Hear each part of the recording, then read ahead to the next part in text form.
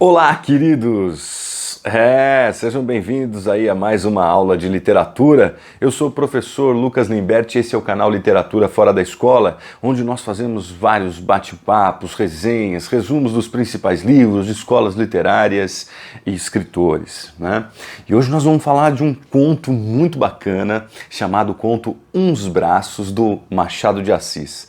É um conto, nossa, quando eu li esse conto eu falei, caramba, o Machado de Assis consegue falar de coisas às vezes bem pesadas, às vezes ácidas ali, de uma forma elegante, né? O famoso tapa com luva de pelica. O livro é o livro Várias Histórias, tudo bem? E nesse livro Várias Histórias, Machado vai trazer os seus contos. Contos, todo mundo sabe, né? São narrativas curtas. E o Machado de Assis, o nosso grande escritor realista, que trouxe uma série de inovações para a literatura e que uma das questões importantíssimas na literatura machadiana é justamente o fato de que o grande X da questão não está na ação das personagens, e sim nos mecanismos cerebrais, na profundidade psicológica desses personagens planos, né? Personagens esféricos, perdão. A questão, aliás, aproveitando, há uma diferença clara, né? O personagem plano é aquele que não quebra com a nossa expectativa, o personagem tipicamente romântico.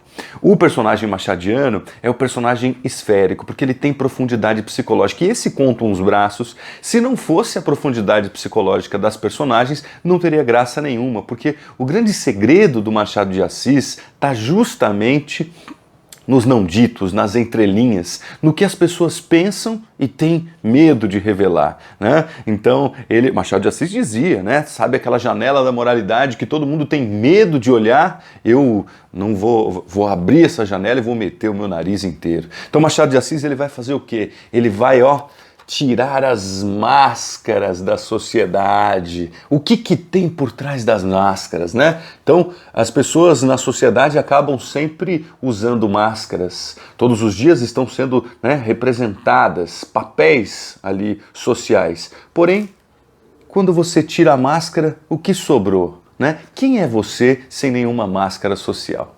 E é exatamente essa questão do ponto de vista da libido, da sexualidade, do tesão que ele vai colocar no Conto Uns Braços. Conto Uns Braços, aqui de Várias Histórias, se passa no Rio de Janeiro, no final do século XIX, em 1870 especificamente, e conta a história de um garoto de 15 anos que foi mandado pelo seu pai, que era barbeiro, morar na casa de um casal de amigos porque ele precisava aprender uma profissão, já que o Borges, que é o amigo, tinha uma função ali de solicitador que poderia ajudar o Inácio, o nosso personagem aí de 15 anos de idade, a ter um emprego no foro, né?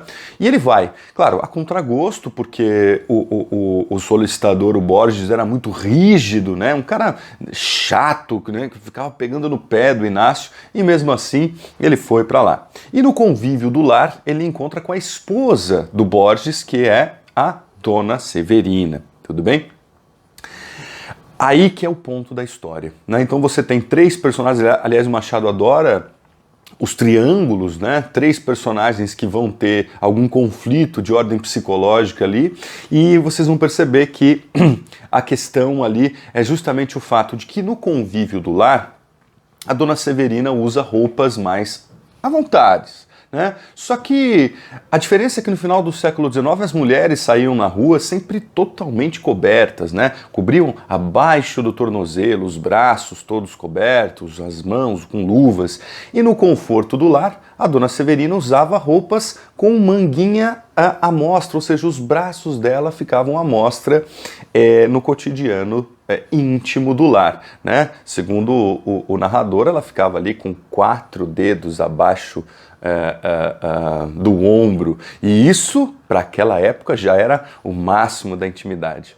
E o Inácio, o menino de 15 anos, primeiro ele se sente muito mal ali, né? Ele se sente solitário, sente saudade da mãe, das irmãs. Já tinham passado ali 5 meses e é interessante que o Machado de Assis cria cenas bem tensas ligadas à mesa, ou do almoço, ou do café da manhã, em que o menino fica todo quieto, tímido, recebendo os achaques, né? As críticas ali do Borges, que fala que ele é preguiçoso, preguiçoso, né, que fala que ele é dorminhoco, que vai acordar ele com um pedaço de pau, com um cabo de vassoura, né, que ia contar pro pai dele que ele merecia uma vara de marmelo e tal, e ele sempre melancólico, sozinho, e começa, na verdade, no fim das contas, observar o braço, né, os braços ali da Dona Severina, e aquilo meio que mexe com ele.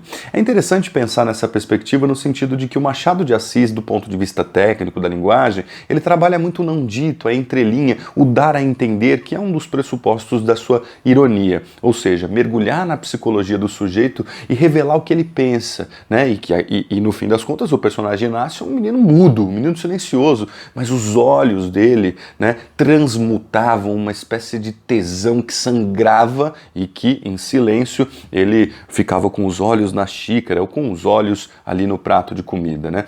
E o Borges sempre reclamando, falando mal. E é interessante que essas cenas da mesa do almoço são bem detalhadas, né? Enquanto comia vaca e salada, Borges, entre uma golada de vinho e outra, criticava a sociedade e falava mal do Inácio. Fato é que os dias foram se passando e essa libido, essa vontade, essa tesão que ele sentia pelos braços de Dona Severina iam crescendo cada vez mais. Dona Severina tinha 27 anos, Inácio 15, e aos poucos, isso é interessante, aos poucos ela começa a desconfiar que aquele menino calado, aliás, as pessoas muito caladas normalmente têm ali alguma coisa a nos dizer, talvez às vezes mistérios, segredos, e de fato ela começa a perceber: esse menino está me olhando de forma diferente. E falou: eu vou observar, né? Porque, nossa, ele é uma criança, né? Ele tem apenas 15 anos. E os dias iam se passando e esse menino sempre avoado, né, perdido. Para ele, lembrar dos braços da Dona Severina era, na verdade, uma oração, assim descrito pelo narrador, né? O que justificava ele aguentar, porque por várias vezes ele pensou: não, eu quero ir embora daqui, eu quero voltar para a casa dos meus pais. Só que os braços, né, aquele olhar que ele tinha para os braços faziam com que ele sustentasse aqueles dias de tortura junto ao solicitador Borges. E aí a Dona Severina começa a observar e ela começa a perceber: puxa, esse menino realmente está olhando para mim, né? E isso fica como uma ideia fixa. Aliás, a ideia de ideia fixa é uma coisa muito recorrente em Machado de Assis. Tanto que um dia, né, o solicitador, o Borges, chega e durante a noite a Dona Severina perde o sono, porque ela perde o sono pensando na sensação de ser desejada, né, o que é uma coisa, do ponto de vista psicológico, muito significativa. Todo mundo gosta de ser desejado, de ser elogiado, né, e perceba, tudo na base do não dito, né, ninguém falou nada, ela percebeu o olhar dele. E aí, se dá uma desculpa pro marido, ela fala: tava lembrando da comadre Fortunata, faz tempo que a gente não a visita, desde o Natal a gente podia... Ela vai dando desculpas, né? E ele fala: não gosto dessa gente, muita gente muito faladeira e tal, que é na verdade uma questão aí, né? Ele falava muito mal das pessoas, reclamava, era um chato, mas por essência ele era um cara bom. Ele não era do mal, mas ele era chato pra caramba, né? Pegava no pé de todo mundo, da esposa, do Inácio. O que é interessante parar para pensar do ponto de vista da constituição das personagens machadianas também, que diferentemente do romantismo, onde você tinha o herói e o vilão, aqui as personagens elas são mais próximas da realidade, portanto elas têm características negativas e positivas. Bom, o fato é que a Dona Severina, de fato, toma consciência e fica muito mexida com aquele menino que, né, tinha um olhar sensual para ela. Um dia ele está dormindo numa rede, né? Ele que ia sempre para o quarto aos fundos da casa, ficava na janela observando o mar, as gaivotas que passavam. Um dia ele deita na rede, está lá lendo uns folhetins que se comprava a tostões nas bancas de jornal, né? Inclusive era engraçado.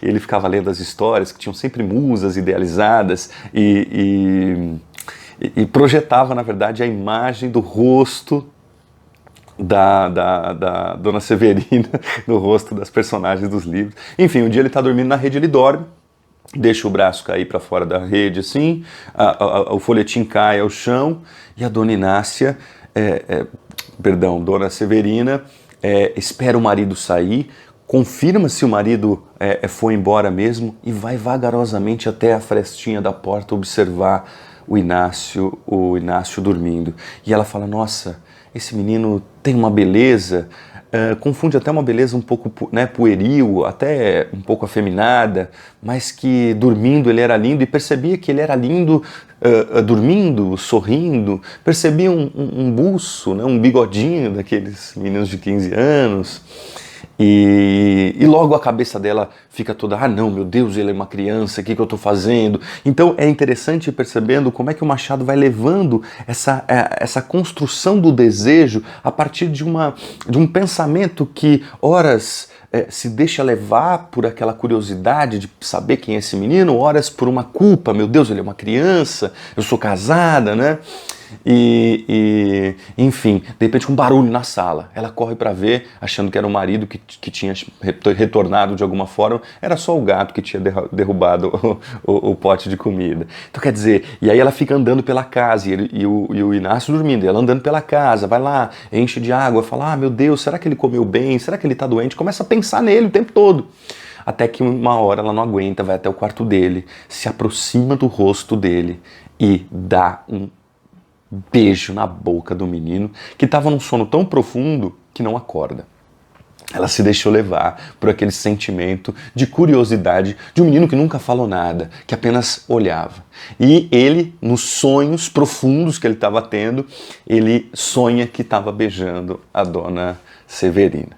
Fato é que depois ela fica muito culpada com tudo isso. Os dias que se seguiram foram dias todos eles com ela muito séria, muito ríspida, né? Porque na verdade a postura dela mudou. Quando ela percebe o menino, num primeiro momento ela fica ríspida, mas depois rígida, né? Mas depois ela começa a olhar por baixo do olho, soltar um sorrisinho ou outro. Mas depois do ato do beijo, ela ficou muito chata, muito ríspida, maltratava o menino e começou a cobrir os braços com um chale. Nessa semana que se passou, ela sempre estava ríspida, brava, como uma espécie de punição em relação ao próprio ato que ela tinha cometido. Fato é que uma semana depois, percebendo ou não a mudança da mulher, essas coisas também ficam subentendidas em Machado de Assis, né? O Borges toma a atitude de mandar o menino embora para casa dele, né? E na hora de se despedir, ele não tem nem chance de se despedir da dona Severina. O Borges fala, volte aqui outro dia para que você se despeça dela, ela tá lá para dentro de casa. E ele vai embora e fica com aquela coisa, será que alguém desculpa? Fica assim, por que será que eles me mandaram embora? Será que eu dei a entender que eu estava olhando para os braços dela, ao mesmo tempo que a gente não sabe se o Borges descobriu alguma coisa, ou pelo menos percebeu que a mulher estava meio que modificada do ponto de vista da presença daquele menino ali, e principalmente a dona Severina, num rompante aí de culpa, acaba mudando muito a sua personalidade, que talvez fosse a suposição aí da percepção do marido Borges. Interessante que ao final da história, no final do conto, você percebe que o narrador conta que o Inácio cresceu, teve outros amores, mas jamais um amor tão profundo quanto que ele teve por Dona Severina e pelos braços da Dona Severina, no fim das contas, né? E que ele nunca esqueceu daquele sonho lindo que teve naquela tarde de domingo. Que, na verdade, isso que é interessante, como ele estava dormindo profundamente, ele teve ele pode ter tido a sensação que ela o beijou, mas ele não teve a consciência disso. E ele sonhou que estava beijando a sua amada Dona Severina. E aí fica essa coisa, né? Ele nunca soube que foi beijado, sonhou aquilo que de fato aconteceu. E no fim das contas, o Machado de Assis está nos dando uma aula do que é a profundidade psicológica, está dando uma aula do que é mergulhar nos meandros daquilo que a gente sente e não tem coragem de dizer, porque existem regras morais, como as regras etárias, regras de fidelidade, regras matrimoniais. E no fim das contas, é um conto muito forte, percebam? E muito vinculado às ações do pensamento. O que a gente pressupõe, o que a gente imagina do que o outro está pensando, do que a gente é, do que a gente sente, e de questões que são problemáticas na sociedade, como é a questão da libido, né? Do tesão, da vontade sexual. Tudo bem? Então esse eu conto uns braços aí do Machado de Assis. Espero que tenham gostado, tá? Curtam os nossos vídeos aí, se inscreva no nosso canal Literatura Fora da Escola, sempre aí ajudando todo mundo a mandar bem nos vestibulares, nas provas do colégio e principalmente para quem gosta de literatura. Beleza? Então, até a próxima!